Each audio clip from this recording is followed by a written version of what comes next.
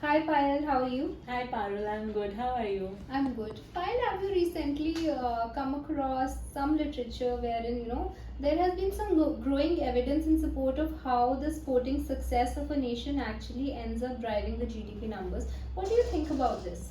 Yeah, I think that's very true. And I was reading about it and I came across a research from the University of Amsterdam wherein they, saw that how the Olympic medals that a country wins is not only related to the GDP in terms of income, but also other welfare indicators like Human Development Index and Physical Quality of Life Index. So the argument was that, the sporting success of a country is an indicator of the economic development of a country. And there's been an empirical research in the European Union wherein they saw that during 2011-12, the sports sector contribution in the total gross value added of European Union was more than 1%. And not only in terms of GDP, but even in terms of employment, the contribution of sports sector was more than 2%. That's commendable. I think in a way it kind of shows that how labor intensive our sports sector is and how it can be leveraged to actually increase employment numbers. Yeah, India has been facing an employment crisis since long. We can actually leverage this. That's interesting. So, this is one-sided causal relationship that we see that the sporting sector drives the economic development. But do you also think there is a reverse causation in terms of like how the economic development impacts the sports performance of a country? Absolutely. I believe that is present. That is inherently the case. Why?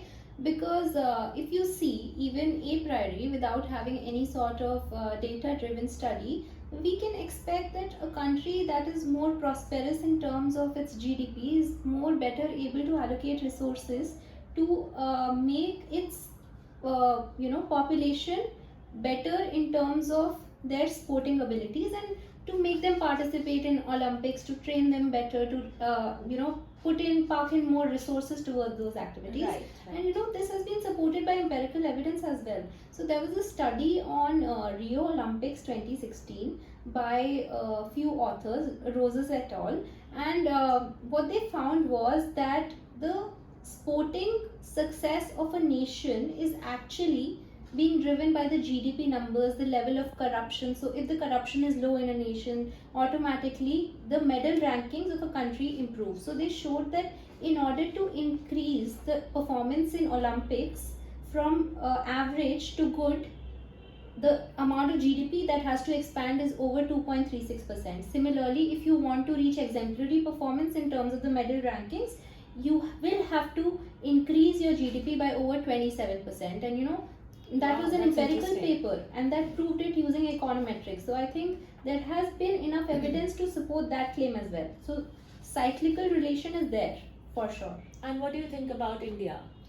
I think even in India's context, if you look at, in the last 4 decades, we've been growing by an annual growth rate of over 4 to 5% annual average growth rate, and our sporting performance over the years has also risen considerably.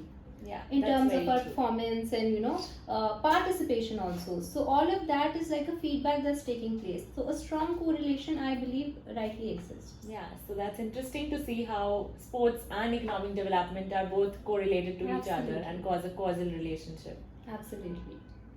Okay.